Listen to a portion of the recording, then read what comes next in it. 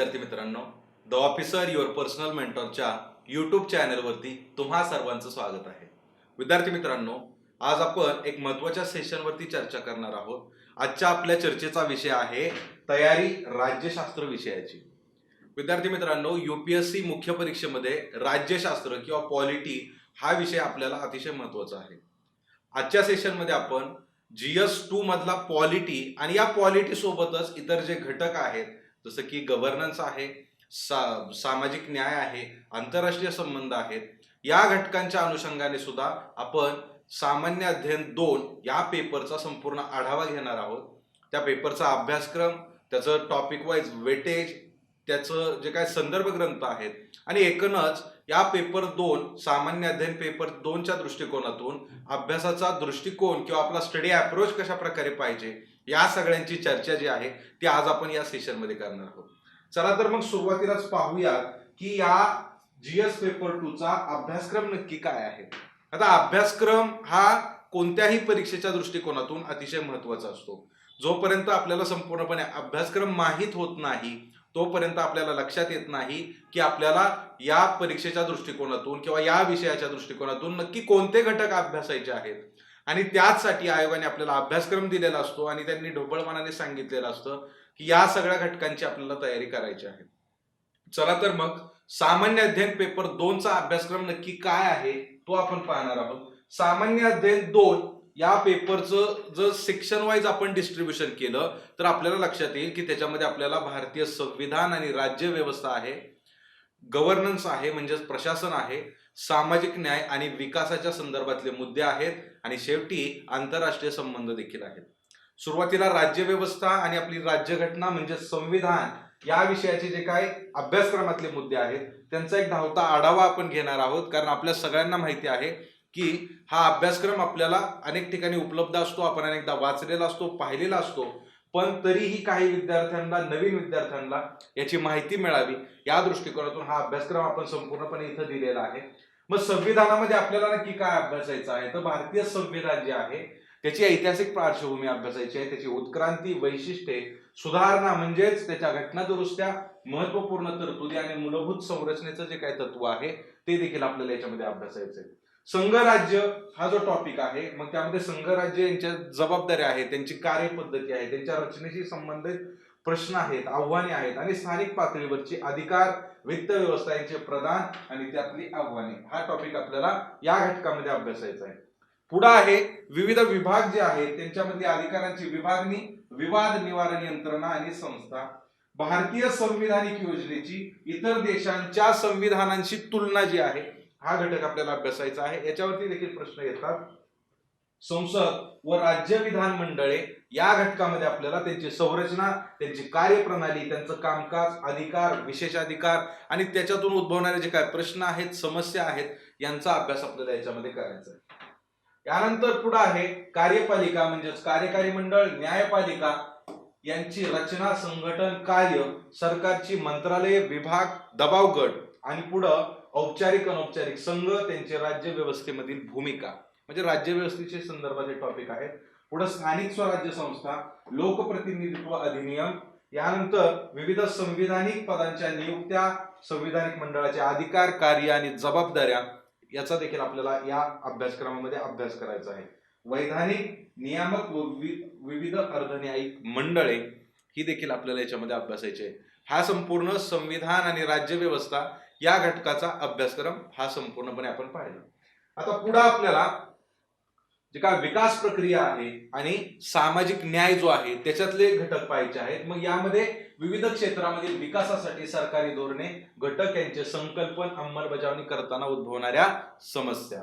पुढे आहे विकास प्रक्रिया व विकास उद्योग या टॉपिक मध्ये अशासकीय संघटना, स्वयंसहाय्यता गट, विविध गट व संघ, देणगीदार, धर्मादाय संस्था, संस्थात्मक इतर हित संबंधित व्यक्ती यांच्या भूमिका, समाजातील दुबळ्या घटकांसाठी केंद्राच्या व राज्याच्या कल्याणकारी योजना आणि या योजनांची कामगिरी, यंत्रणा, कायदे या दुबळ्या घटकांच्या संरक्षणासाठी व लाभासाठी गठीत केलेल्या संस्था व मंडळे.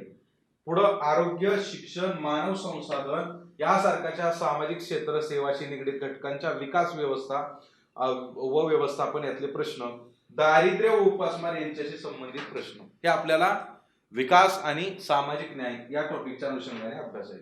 पुढे आहे गव्हर्नन्स म्हणजे प्रशासन. याच्यामध्ये प्रशासन, पारदर्शकता व उत्तरदायित्व आणि ई प्रशासन या संबंधीचे वेगवेगळे टॉपिक आपल्याला अभ्यासायचे आहेत.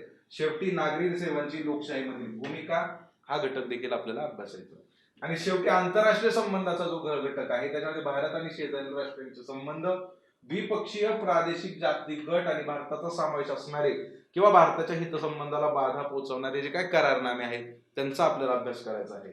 विकास, विकसित व विकसनशील देशांच्या धोरणांचा व राजकारणाचा भारताच्या हितसंबंधावर आणि भारतीय भांडवलदारांवर होणारा परिणाम, महत्वाच्या आंतरराष्ट्रीय संस्था, अभिकरणे, मंच, त्यांची रचना व जनादेश या सगळ्या गोष्टींचा अभ्यास जो आहे तो आपल्याला आंतरराष्ट्रीय संबंधाचा जो काही टॉपिक आहे त्या टॉपिक मध्ये आपल्याला करायचा आहे.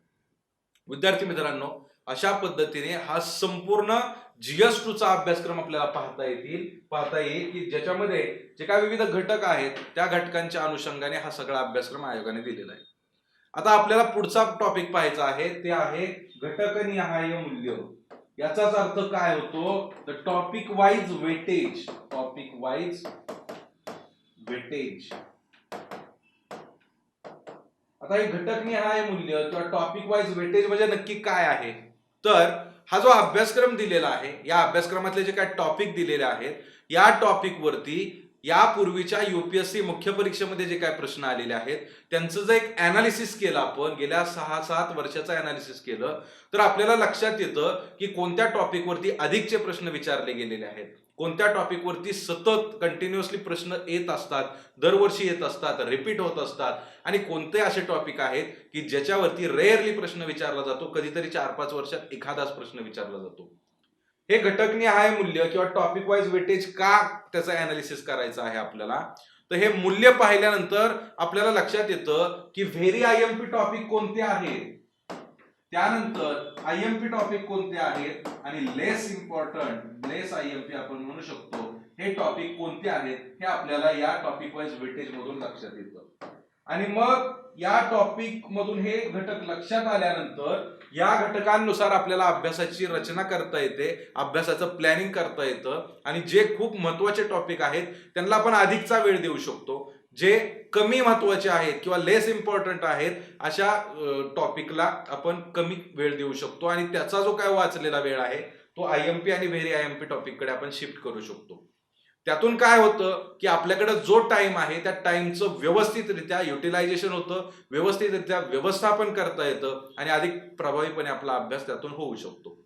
घटकनिहाय मूल्य पाहिल्यानंतर आपल्याला त्यातून अभ्यासाची दिशा सुद्धा लक्षात येते की आयोग कशा प्रकारचे प्रश्न विचारत आहे, कोणत्या टॉपिक वरती प्रश्न विचारत आहे, त्या टॉपिक वरच्या प्रश्नांचा रोग कसा आहे, आणि त्यातून त्या टॉपिकचा अभ्यास करायला आपल्याला खूप चांगली मदत होती.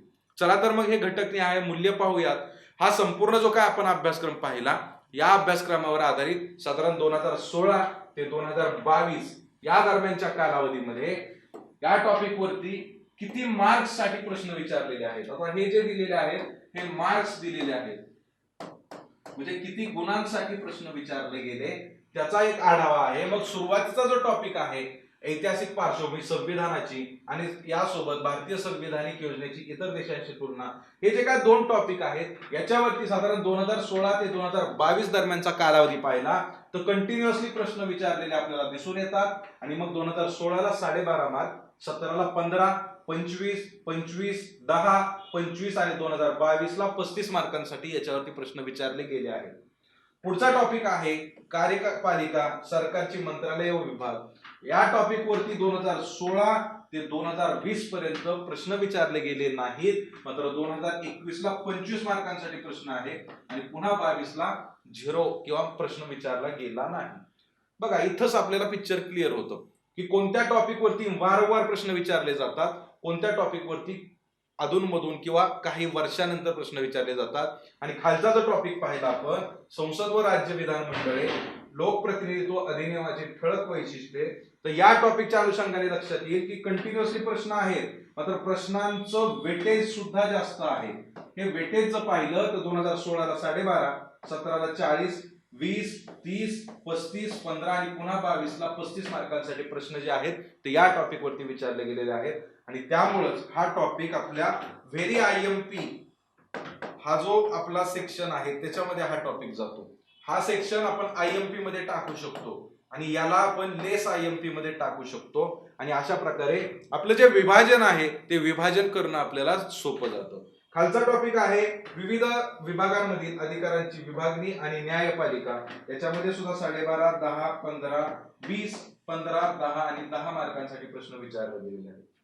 पुढे पाहूयात संघ व राज्य हा जो टॉपिक आहे आणि त्यासोबत स्थानिक पातळीवर अधिकार आणि वित्त व्यवस्था यांचं प्रदान या टॉपिक वरती सुद्धा 16ला 37.5, पुन्हा 17ला 10, पुन्हा 15, 15, 40, 21ला 0 आणि पुन्हा 22ला 15 मार्कांसाठी प्रश्न विचारले गेले.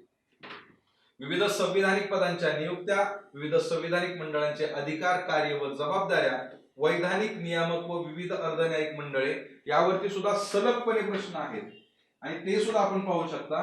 25, 15, 40, 25, 15, 40, 25 म्हणजे 25, 15 किंवा 40 अशा 3 सेक्शन मध्ये इथं विचारलेले आपल्याला दिसून येतात आणि त्यामुळे हा सुद्धा व्हेरी IMP टॉपिक आपण म्हणू शकतो.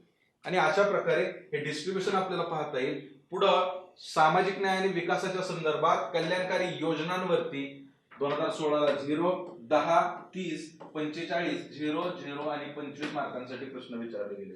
गरिबी आणि उपासमार संबंधित समस्या 0, 25, 15, 10, 15, 0, 0. पुढे आहे सामाजिक क्षेत्र आणि सामाजिक सेवा या टॉपिक वरती 37.5, 10, 10, 10, 25, 35 आणि 15 मार्कांसाठी 2022ला यावरती प्रश्न विचारलेले आपल्याला दिसून येतो. पुढे आहे विविध क्षेत्रांच्या विकासासाठी सरकारी धोरणे आणि हस्तक्षेप या टॉपिक वरती 12.5, 15, 10, 0, 0, 15, 10 मार्क प्रश्न विचारलेले दिसून येतात. पुढे प्रशासनाशी रिलेटेड टॉपिक आहे. मग त्यामध्ये पहिलाच टॉपिक आहे प्रशासन, पारदर्शकता, उत्तरदायित्व आणि प्रशासन. या संपूर्ण टॉपिक वरती 25, 10, 25, 10, 20, 0, 0 एवढ्या मार्कांसाठी प्रश्न विचारलेले आपल्याला दिसून येतात. विकास प्रक्रिया व विकास उद्योग, दबाव गट आणि औपचारिक अनौपचारिक संघटना या टॉपिक वरती आपल्याला 25, 40, 0, 10, 25, 35 आणि 15 मार्कांसाठी प्रश्न विचारलेले दिसून येतात. शेवटचा सेक्शन आहे आंतरराष्ट्रीय संबंधाचा. त्याच्यामध्ये भारत आणि शेजारी राष्ट्र यांचे संबंध याच्यावरती 2016ला 12.5 मार्कांसाठी आणि नंतर डायरेक्ट 2022ला 10 मार्कांसाठी प्रश्न विचारला. 17 ला 10 मार्कांसाठी आहे, मात्र 18 ते 21 दरम्यान 4 वर्षामध्ये याच्यावरती प्रश्न विचारला गेला नाही. भारतावर विकसित आणि विकसनशील देशांच्या धोरणांचा आणि राजकारणाचा प्रभाव याच्यावर सलगपणे प्रश्न आहेत. 12.5, 30, 25, 40, 25, 20 आणि 15 गुणांसाठी विचारलेले आहेत. पुढे महत्वाच्या आंतरराष्ट्रीय संस्था, द्विपक्षीय, प्रादेशिक व जागतिक गट यावर सुद्धा 25, 10, 25, 10, 25, 15 आणि 25 गुणांसाठी प्रश्न विचारले गेले आहेत. अशा प्रकारे आपल्याला पाहता येईल की संपूर्णपणे हा जो अभ्यासक्रम आपण पाहिला या अभ्यासक्रमाचा आपण टॉपिक वाईज वेटेज जे आहे त्याचं टॉपिक वाईज अनालिसिस जे आहे घटकनिहाय मूल्य आपण म्हणू शकतो तर ते आपण पाहिलं. त्याच्यावरती आलेले प्रश्न जे आहेत ते किती गुणांसाठी होते, ते कशा स्वरूपाचे होते हे सुद्धा पाहणं गरजेचं आहे. आणि मुळातच अभ्यासाची सुरुवात करत असताना ही अभ्यासाची सुरुवात PYQ पासून झाली पाहिजे. जर अभ्यासक्रम पाहून झाल्यानंतर त्या प्रत्येक टॉपिक वरती कशा प्रकारचे प्रश्न आलेले आहेत, त्याचं स्वरूप कसं आहे हे पाहिल्यानंतरच आपण आपलं वाचन करायला जर सुरुवात केली तर त्यातून आपला एक सेन्स डेव्हलप होतो की या अभ्यासक्रमातून किंवा जे काय मी पुस्तक वाचणार आहे, संदर्भ ग्रंथ वाचणार आहे, त्यातून मला नक्की कशा स्वरूपाची तयारी करायची आहे, कशा स्वरूपाचे प्रश्न आयोगाला एक्सपेक्ट आहेत आणि त्या अनुषंगाने आपली तयारीला एक दिशा मिळून जाते आणि आपल्या अभ्यासाचा एक अप्रोच त्यातून डेव्हलप होत राहतो. विद्यार्थी मित्रांनो, हे टॉपिक वाईज वेटेज किंवा घटकनिहाय मूल्य पाहिल्यानंतर सगळ्यात महत्त्वाची गोष्ट असते ते असतं संदर्भ साहित्य. संदर्भ साहित्याच्या बाबतीत अनेक मुलांमध्ये खूप सारं कन्फ्युजन असलेलं दिसून येतं. संदर्भ साहित्याची निवड कशी करावी इथून मुलांमध्ये प्रश्न निर्माण होतात. ही निवड करत असताना त्याच्यामध्ये काही क्रायटेरिया आहे का, तर निश्चित आपण काही क्रायटेरिया ठरवले पाहिजेत. संदर्भ साहित्य आपण जे वाचणार आहोत जे निवडणार आहोत ते संदर्भ साहित्य कमीत कमी पुस्तकं असावेत. कमीत कमी पुस्तकं निवडत असताना त्या पुस्तकामधून जास्तीत जास्त आपले जे काही अभ्यासक्रमाचे टॉपिक आहेत ते कव्हर झाले पाहिजेत, अशा संदर्भातलं ते पुस्तक असावं. दुसरी गोष्ट अशी आहे की त्या पुस्तकावरती स्वतःला ट्रस्ट हवा आहे. आपल्या स्वतःला त्या पुस्तकावरती ट्रस्ट असला पाहिजे, विश्वास असला पाहिजे, तरच आपण त्या पुस्तकातून मिळणारे जे काय आपल्याला आउटपुट आहे तर ते शाश्वत असेल. आपल्याला त्या पुस्तकाबद्दल, त्या संदर्भ ग्रंथाबद्दल जर डाऊट असेल पहिल्यापासूनच, तर त्यातून आपला अभ्यास चांगला होणार नाही. एकदा की हे संदर्भ ग्रंथ आपण निवडले, त्यांच्या क्रायटेरियानुसार त्यांची निवड केली, तर मग आपण त्या पुस्तकांनाच व्यवस्थितरित्या फॉलो केलं पाहिजे. बऱ्याचदा मार्केटमध्ये नवीन नवीन पुस्तकं येत असतात, नव्या नोट्स येत असतात. आपले जवळचे अभ्यासिकेतले विद्यार्थी वेगवेगळी पुस्तकं वाचत असतात. आपले मित्र वेगवेगळे संदर्भ ग्रंथ बदलत असतात. मात्र त्यातून आपलं कन्फ्युजन वाढत असतं आणि प्रत्येक जण आपल्याला सजेस्ट करत असतो, हे नाही तर ते पुस्तक वाच. संदर्भ ग्रंथ निवडत असताना 4 लोकांशी चर्चा जरूर करावी, 4 लोकांचं ओपिनियन जरूर घ्यावं. मात्र काही क्रायटेरिया ठरवून ते संदर्भ ग्रंथ जे आहेत किंवा जे आपली पुस्तकं आहेत ते फायनल करावीत. आणि एकदा ती फायनल झाली की मग त्या पुस्तकापासून आपण दुसऱ्या पुस्तकांकडे शिफ्ट न होता त्या पुस्तकाला स्टिक्ट राहायला पाहिजे. ते पुस्तकच आपण चांगल्यारीत्या त्याचा अभ्यास केला पाहिजे. दुसरं, हे संदर्भ ग्रंथ निवडत असताना कमीत कमी का निवडायचे आहेत, तर आपण जितक्या वेळा त्याचं रिव्हिजन करू तितकं ते आपल्याला युजफुल राहणार आहे. जर रिव्हिजन होत नसेल तर नवीन काही वाचण्याला अर्थ नसतो, कारण त्याचं रिव्हिजन झालं नाही तर त्यातून मिळणारं आउटपुट हे खूप कमी असतं. आणि त्यामुळं ज्याचं आपण रिव्हिजन चांगल्या प्रकारे 2दा 3दा 4दा करू शकू असे संदर्भ ग्रंथ निवडणं आवश्यक आहे. हे संदर्भ ग्रंथ निवडावे कसे किंवा हे संदर्भ ग्रंथ निवडताना काय काळजी घ्यावी या संबंधीची चर्चा केल्यानंतर नक्की कोणते संदर्भ ग्रंथ आपल्याला सामान्य अध्ययन 2 साठी उपयुक्त आहेत किंवा उपलब्ध आहेत याची चर्चा देखील करणं गरजेचं आहे. चला तर पाहूयात की सामान्य अध्ययन पेपर 2च्या संदर्भात आपल्याला कोणकोणते संदर्भ ग्रंथ वाचायचे आहेत, कोणत्या संदर्भ ग्रंथांचा अभ्यास करायचा आहे. सगळ्यात महत्वाचं आहे एनसीईआरटीची पुस्तकं. एनसीईआरटीची पुस्तकं का वाचायची आहेत, तर एनसीईआरटीच्या पुस्तकांमधून आपल्या एकूणच तयारीचा पाया जो आहे तो भक्कम होणार आहे. केवळ सामान्य अध्ययन 2च्या संदर्भात नाही तर संपूर्ण यूपीएससीची तयारी करत असताना जी काय वेगवेगळी एनसीईआरटीची पुस्तकं दिलेली आहेत ती पुस्तकं वाचणं खूप गरजेचं आहे. ही पुस्तकं ज्या कमिटीने तयार केलेली असतात या कमिटीचा खूप वर्षाचा प्रदीर्घ असा अनुभव आणि त्या अनुभवाचं संचित हे आपण एनसीईआरटीचं पुस्तक म्हणू शकतो. आणि त्या एनसीईआरटीच्या पुस्तकामध्ये ज्या पद्धतीने वेगवेगळ्या संकल्पना समजावून दिलेल्या आहेत त्या संकल्पना आपल्या तर क्लिअर होतील, त्या संकल्पनाचा आपल्याला मुख्य परीक्षेत फायदा होईल. मात्र त्यात दिलेली जी काय उदाहरणं आहेत, त्यात दिलेले जे काय आकडेवारी आहेत, त्यात दिलेल्या काही अशा गोष्टी आहेत ज्या मूळ संदर्भ ग्रंथामध्ये सुद्धा आपल्याला सापडणार नाहीत, त्या गोष्टींचा उपयोग निश्चितपणे आपल्याला आपल्या मुख्य परीक्षेमध्ये होऊ शकतो. आपला मुख्य परीक्षेच्या दृष्टिकोनातून एक अप्रोच बिल्डिंगचं काम या एनसीईआरटीची पुस्तकं करणार आहेत. आणि म्हणून ही एनसीईआरटीची पुस्तकं अतिशय महत्वाची आहेत. एनसीईआरटीची पुस्तकं वाचत असताना त्यामध्ये सुद्धा 2 क्रायटेरिया मी सांगेन. पहिला क्रायटेरिया हा अशा विद्यार्थ्यांसाठी आहे जे ग्रॅज्युएशनला आहेत, फर्स्ट इयरला आहेत किंवा ग्रॅज्युएशन करत आहेत आणि ते करता करताच ते स्पर्धा परीक्षांची तयारी करत आहेत, त्यांच्याकडे खूप जास्त कालावधी आहे. तर अशा विद्यार्थ्यांनी ही एनसीईआरटीची पुस्तकं 6वी ते 12वी पर्यंतची एनसीईआरटीची पुस्तकं वाचायची आहेत. ज्या विद्यार्थ्यांकडे कालावधी खूप कमी आहे, जे जुने स्पर्धा परीक्षांचे विद्यार्थी आहेत, ज्यांच्याकडे खूप कमी कालावधी आहे, अशा विद्यार्थ्यांनी किमान ही 4 पुस्तकं जी दिलेली आहेत ही 4 पुस्तकं वाचणं गरजेचं आहे. त्याच्यामध्ये क्लास 11चं पॉलिटिकल थिअरीचं पुस्तक आहे, क्लास 11चंच इंडियन कॉन्स्टिट्यूशन ऍट वर्क नावाचं पुस्तक आहे, क्लास 12चं politics in India since independence आणि क्लास 12चं कंटेम्पररी वर्ल्ड पॉलिटिक्स. ही 4 पुस्तकं सामान्य अध्ययन 2च्या दृष्टिकोनातून अतिशय महत्वाची आहेत. यासोबत ज्यांचा पॉलिटिकल सायन्स ऑप्शनल सब्जेक्ट असणार आहे त्या विद्यार्थ्यांनी सुद्धा ही पुस्तकं नक्कीच फॉलो केली पाहिजेत.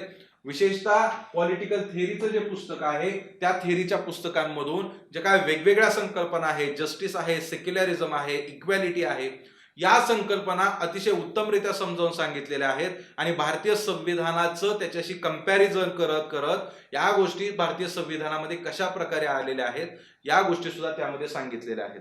त्यामुळे ही एनसीईआरटीची पुस्तकं अतिशय महत्त्वाची आहेत आपल्या तयारीच्या दृष्टिकोनातून, आणि सामान्य अध्ययन 2ची तयारी करण्यापूर्वीच आपण ही एनसीईआरटीची पुस्तकं वाचणं खूप गरजेचं आहे. यानंतर पुढे वळूयात, जे आपला संविधान आणि राज्यशास्त्र हा टॉपिक आहे. या टॉपिकच्या अनुषंगाने सुपरिचित असं इंडियन पॉलिटीचं जे काय पुस्तक आहे ते पुस्तक आपल्याला वाचायचं आहे. यानंतर भारतीय राज्यघटनेची ओळख डी बसू यांचं पुस्तक आहे. त्या पुस्तकांमधून सुद्धा आपण काही टॉपिक करू शकतो. आपली संसद किंवा आवर पार्लमेंट हे सुभाष कश्यप यांचं पुस्तक आहे. ते पुस्तक सुद्धा आपल्यासाठी युजफुल आहे.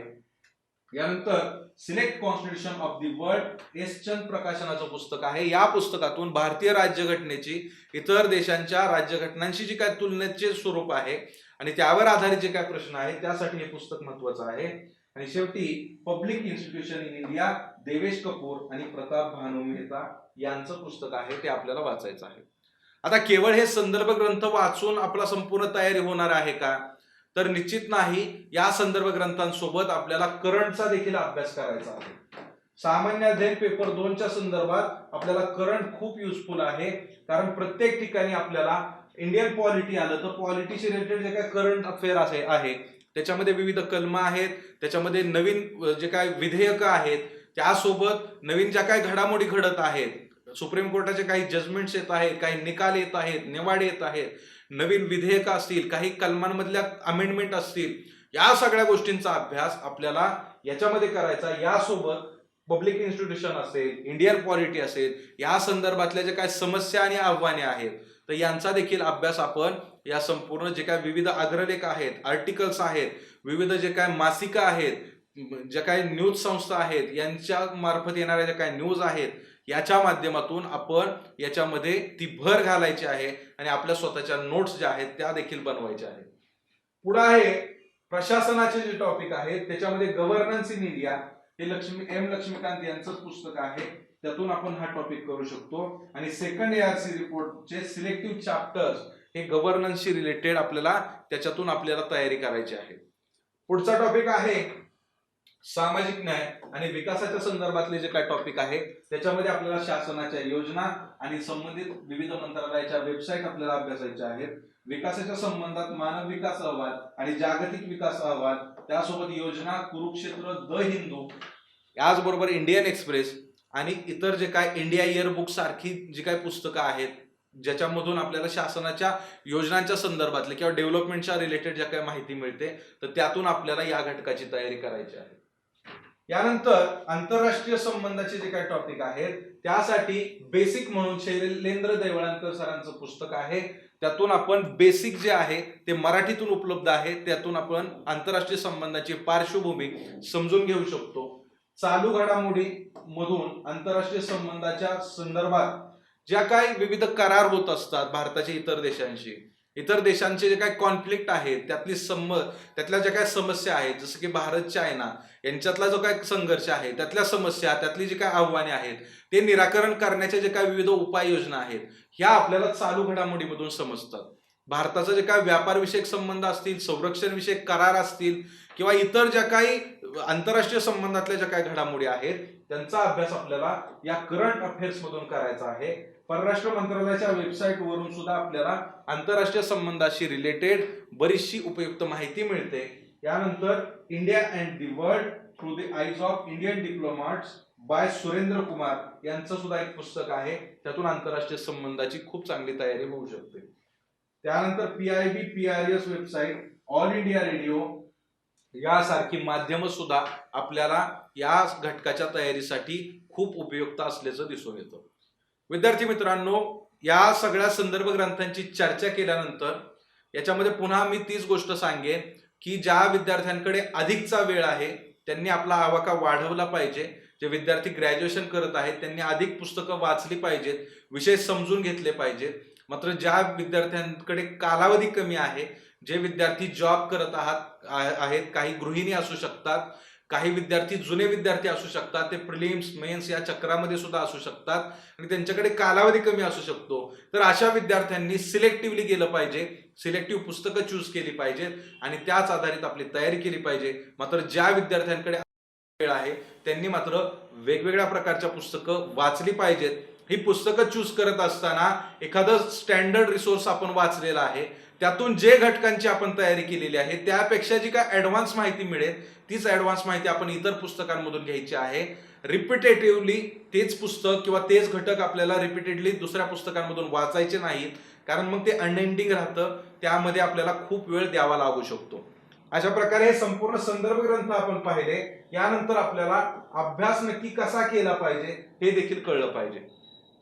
आपण अभ्यासक्रम पाहिलेला आहे. सामान्य अध्ययन 2चा संपूर्ण अभ्यासक्रम पाहिला, त्याचं वेटेज पाहिलं, पीवायक्यूचं अनालिसिस, थोडक्यात टॉपिक वाईज वेटेज पाहिलं किंवा मूल्यमापन आपण म्हणतो. यानंतर याचे संदर्भ ग्रंथ पाहिले. मग आता या सगळ्या गोष्टी तुम्हाला लक्षात आल्या तर आपण मार्केटमध्ये जाऊन पुस्तकं आणली पाहिजेत आणि सरळ वाचायला सुरुवात केली पाहिजे. अशा प्रकारे अभ्यासाचं स्वरूप बऱ्याच विद्यार्थ्यांचं असतं. मात्र असं न करता अभ्यासाचा एक वेगळा स्टडी अप्रोच असला पाहिजे. त्या अप्रोचने आपण आपल्या अभ्यासाची रणनीती ठरवली पाहिजे. ही रणनीती ठरवत असताना सुरुवातीला अभ्यासाचं प्लॅनिंग करणं गरजेचं आहे. अभ्यासाचं जे काय प्लॅनिंग आहे हे प्लॅनिंग आपल्या वर्षभराचं प्लॅनिंग आपण करू शकतो. हे प्लॅनिंग करत असताना एक महत्वाची गोष्ट लक्षात घेतली पाहिजे की आपल्याकडे असणारा टाइम हा संपूर्ण आपलं प्लॅनिंग डिसाईड करणार आहे. म्हणजे विद्यार्थी ग्रॅज्युएशनला आहेत त्यांच्याकडे 2-3 वर्षाचा कालावधी असू शकतो आणि त्यातून आपण ठरवायचं आहे की आपल्याला कोणता अटेम्प्ट द्यायचा आहे. काही गृहिणी असू शकतात, काही जॉब करणारे विद्यार्थी असू शकतात किंवा काही फुल टाइम स्टडी करणारे विद्यार्थी असू शकतात. यांनी ठरवून घ्यायचं की आपण कोणता अटेम्प्ट देणार आहोत. त्यानुसार आपल्याला टाइम लक्षात येईल. या टाइम नुसार आपलं अभ्यासाचं प्लॅनिंग जे आहे ते करायचं आहे आणि साधारणतः 1 वर्षाचं प्लॅनिंग आपल्याकडे रेडी हवं की एका वर्षामध्ये आपण काय करणार आहोत. यानंतर आपल्याकडे दुसरी गोष्ट काय पाहिजे की आपल्याला काय करायचं आहे. मग त्याच्यामध्ये युपीएससी मेन्स जी आहे ती मेन्स सुरुवातीला संपूर्णपणे संपवली पाहिजे. ते करत असताना आपल्याला ऑप्शनल करायचं आहे, एसएची तयारी करायची आहे, जीएसचे 4 विषय आहेत. या सगळ्या गोष्टींचं प्लॅनिंग करणं गरजेचं आहे की कोणत्या महिन्यांमध्ये मी GS1 करणार आहे, GS2 करणार आहे, सोबत एसएची तयारी करणार आहे. ऑप्शनलला मला 4-5 महिन्यांचा कालावधी लागतो का कमी लागतो. या गोष्टीचं सगळं प्लॅनिंग आपल्याला स्वतःहून करायचं आहे आणि स्वतःच्या प्लॅनिंगने आपण त्या सगळ्या अभ्यासाची इम्प्लिमेंटेशन केली पाहिजे. हे प्लॅनिंग झाल्यानंतर आपल्याला अभ्यास नक्की कसा करायचा आहे तर संपूर्ण अभ्यासक्रम आपण समजून घेतला पाहिजे आणि अभ्यासक्रम सतत आपल्या सोबत असला पाहिजे. हा अभ्यासक्रम सोबत असल्यामुळे आपल्याला अभ्यासक्रमातले घटक लक्षात येतात आणि ते घटक आपले कोणकोणत्या पुस्तकांमधून आपण कव्हर केलेले आहेत ते देखील आपल्याला लक्षात येतं. अभ्यासक्रम पाहिल्यानंतर पीवायक्यूचं अनालिसिस खूप महत्वाचं आहे. त्यातून आपल्याला 2 गोष्टी कळतात, टार्गेटेड टॉपिक्स आणि त्या घटकाचं वेटेज जे आहे ते कळतं.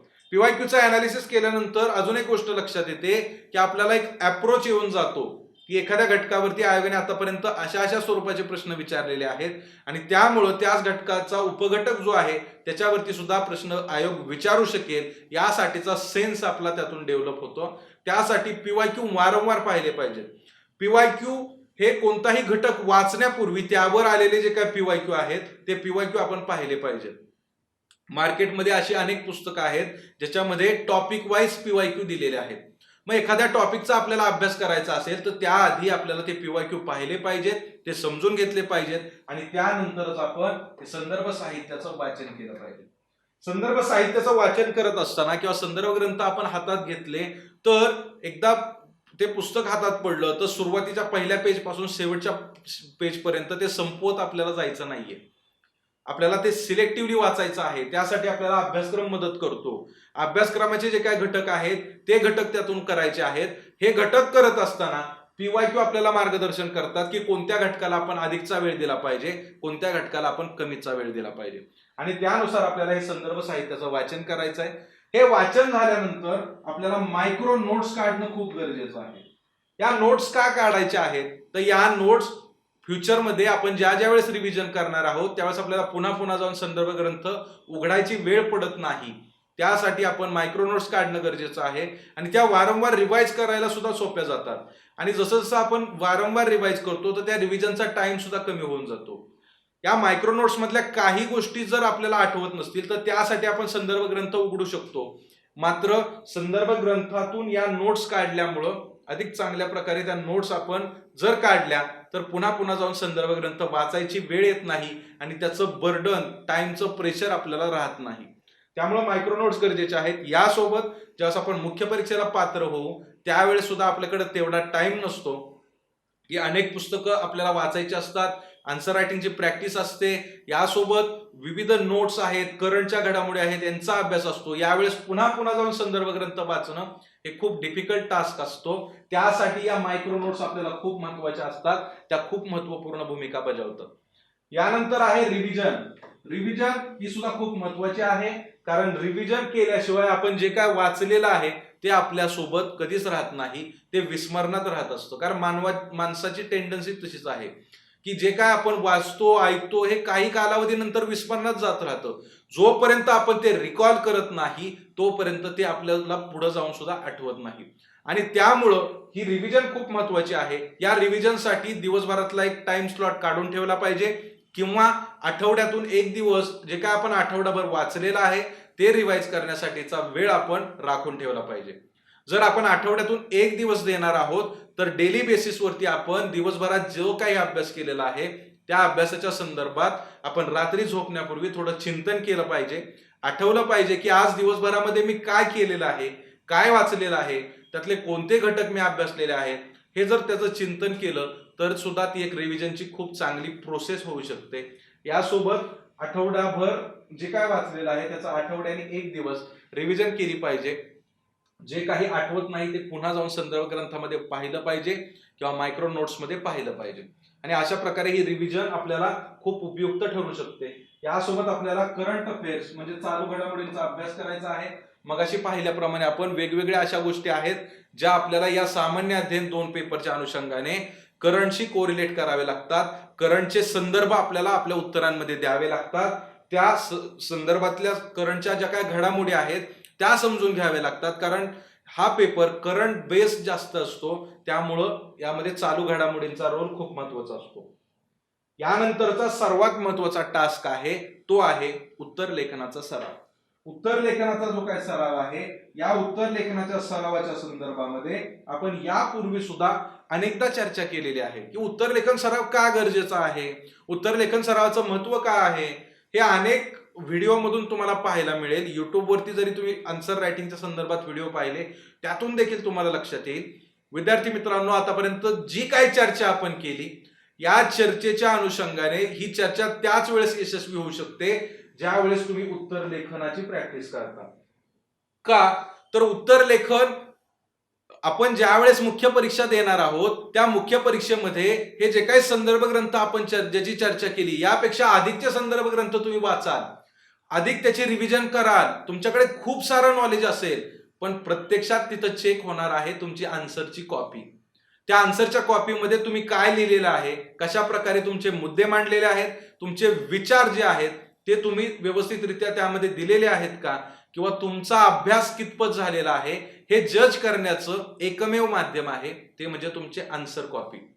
आणि त्या आन्सर कॉपी मधूनच आपल्याला मार्क्स मिळणार आहेत. मुख्य परीक्षेचा आपला निकाल जो आहे तो त्या आन्सर कॉपीवर आधारित आहे.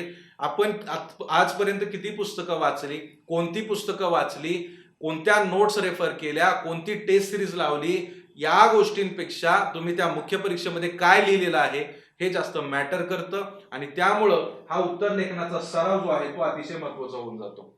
दुसरी गोष्ट अशी आहे की उत्तर लेखनाचा सराव करत असताना तो डेली बेसिसवर झाला पाहिजे, जेणेकरून आपण जे काय वाचतो आहोत, आपण जे काय वाचलेलं आहे ते आपल्याला कितपत लिहिता येतंय, ते आपल्याला कितपत समजलेलं आहे, आपल्या भाषेमध्ये ते उतरवता येतंय का, किंवा जो डेटा आपण थोडक्यात आपण एक लक्ष्मीकांतचं पुस्तक घेऊया. लक्ष्मीकांतच्या बुकमध्ये आपल्याला वेगवेगळ्या घटकांवरचं एक्सप्लेनेशन दिलेलं आहे किंवा ते वेगवेगळे घटक संकल्पना सांगितलेल्या आहेत. मात्र तुम्ही जर PYQ जर पाहिले तर तुम्हाला लक्षात येईल की केवळ लक्ष्मीकांतचं बुक वाचून उपयोग नाही, तर त्यामध्ये जो डाटा दिलेला आहे तो डेटा मला प्रोसेस करावा लागेल आणि माझ्या भाषेत मला प्रश्नाची जी डिमांड आहे त्या डिमांडनुसार मला ते उत्तर लिहावं लागणार आहे. आणि मग ही प्रोसेस जर आपण सुरुवातीपासूनच सुरू केली तर पुढे जाऊन आपण त्याच्यामध्ये पारंगत होऊ शकतो आणि आन्सर रायटिंगचं जे काय स्किल आहे ते चांगल्या प्रकारे डेव्हलप करू शकतो. शेवटी आपलं ध्येय हेच आहे की आपल्याला चांगला पेपर लिहायचा आहे, चांगली उत्तरं लिहायची आहेत, आणि त्यासाठी आपल्याला हा उत्तर लेखनाचा सराव खूप महत्वाचा ठरणार आहे. म्हणून विद्यार्थी मित्रांनो, आपल्याला आपल्या NCERT वाचून झाल्या की लगेच हा उत्तर लेखनाचा सराव सुरू करायचा आहे. जसं आपण टॉपिक वाचण्यापूर्वी PYQ वाचतो, तसंच टॉपिक झाला की त्याच्यावर आधारितले प्रश्न जे आहेत ते प्रश्न त्याच्या असाइनमेंट सोडवायला आपण सुरुवात केली पाहिजे. त्यातूनच आपण आपला उत्तर लेखन सुधारू शकतो. सुरुवातीला अगदी सोपे सोपे प्रश्न लिहायला सुरुवात करा. अगदी सोप्या प्रश्नांची आपल्या भाषेत मांडणी करायला सुरुवात करा. बघून लिहिलं तरी चालेल, मात्र लिहायला सुरुवात करा आणि हे उत्तर लेखन जे आहे ते अधिकाधिक डेव्हलप करण्याचा प्रयत्न करा. शेवटी तेच तुम्हाला यश मिळवून देणार आहेत. पुस्तकं किती वाचले, कोणत्या नोट्स वाचल्या, यापेक्षा काय लिहित आहात याला जास्त महत्त्व असणार आहे. उत्तर लेखनाचं महत्त्व समजून घेतल्यानंतर अजून एक अतिशय महत्त्वाचा पार्ट जो आहे तो राहतो. तो पार्ट आहे मूल्यमापन आणि अभिप्राय. आपण जी उत्तरं लिहिणार आहोत त्या उत्तरांमधूनच आपल्याला आपलं मूल्यमापन करता येणार आहे. आपले जे मार्गदर्शक असतील ते आपली उत्तरं चेक करतील आणि ते आपल्याला त्याचा अभिप्राय देतील की तुम्ही जे उत्तर लिहिलेलं आहे ते उत्तर कशा स्वरूपाचं आहे, तुम्हाला कोणत्या सुधारणा त्यामध्ये करणं गरजेचं आहे, तुम्ही जो अभ्यास आतापर्यंत केलेला आहे तर त्या अभ्यासामध्ये तुमची प्रगती झालेली आहे का, की अजून तुम्ही इनिशियल स्टेजला आहात. या सगळ्या गोष्टींचं मूल्यमापन होणं गरजेचं असतं आणि ते वारंवार झालं तर त्याच्यामध्ये आपण सुधारणा करू शकतो. आपल्या आन्सर कॉपी मधल्या चांगल्या गोष्टी देखील असू शकतात ज्या आपल्याला मोटिवेट करू शकतात, ज्या आपल्याला युजफुल ठरू शकतात. त्या गोष्टींवरती सुद्धा आपल्याला काम करता येईल. ज्या आपल्या चुका होत आहेत त्या चुका सुद्धा आपल्याला अभ्यासाच्या प्रोसेसमध्ये सुधारता येतील आणि मुख्य परीक्षेमध्ये आपला परफॉर्मन्स अधिक चांगल्या प्रकारे आपल्याला दाखवता येईल. त्यासाठी हे मूल्यमापन सुद्धा आपल्या अभ्यासाच्या प्रोसेसमध्ये झालं पाहिजे आणि शिक्षकांचा जो अभिप्राय आहे त्या अभिप्रायावर आधारित, त्या सूचनांवर आधारित आपण आपल्यामध्ये असलेल्या त्रुटी दूर करू शकतो आणि एक चांगला स्टडी अप्रोच घेऊन चांगली आन्सर कॉपी आपली डेव्हलप करण्याच्या दृष्टिकोनातून आपण प्रयत्न करू शकतो. आणि त्यासाठी उत्तर लेखन देखील तितकंच महत्वाचं आहे आणि आपलं इव्हॅल्युएशन आणि फीडबॅक देखील तितकाच महत्वाचा रोल प्ले करतात. आणि या गोष्टी आपल्या संपूर्ण अभ्यासाच्या तयारीमध्ये झाल्या तर पुढे जाऊन मेन्सच्या परीक्षेच्या दृष्टिकोनातून आपल्याला जो काही कमी कालावधी प्रिलिम्स नंतर मिळतो त्यावेळेस या गोष्टींसाठी वेळ नसतो किंवा त्यावेळेस या गोष्टींचं बर्डन आपल्याला येऊ शकतं. पण वर्षभराच्या पूर्वीच वर्षभर तयारी करत असताना आपण या गोष्टींवरती काम केल्यामुळं बऱ्याचशा चुका आपल्या सुधारलेल्या असतील, बऱ्याचशा त्रुटी दूर झालेल्या असतील आणि परिपूर्णरित्या आपण परीक्षेला झालेलो असू. विद्यार्थी मित्रांनो, अशा प्रकारे हा स्टडी अप्रोच जो आहे तो देखील आपण याच्यामध्ये पाहिला. सामान्य अध्ययन पेपर 2 आणि एकूणच राज्यशास्त्र विषय जो आहे याची तयारी नक्की कशी केली पाहिजे, त्या तयारीचे जे काही विविध टप्पे आहेत या विविध टप्प्यांची चर्चा आजच्या सेशन मध्ये आज आपण केली. होपफुली या सगळ्या चर्चेचं फलित हे आपल्या अभ्यासाच्या दृष्टिकोनातून आपल्याला नक्कीच फायदेशीर ठरेल आणि याचा अधिकाधिक फायदा करून आपण आपल्या चुका सुधाराल, अभ्यासाचा एक स्टडी प्लॅन तयार कराल आणि राईट अप्रोच घेऊन यशाच्या दिशेने आपलं एक पाऊल पुढे टाकाल अशी आशा व्यक्त करतो आणि इथेच थांबतो. धन्यवाद. The officer your personal mentor चॅनलच्या नवनवीन अपडेट्ससाठी चॅनलला लाईक, सबस्क्राईब आणि शेअर करा. थँक्यू.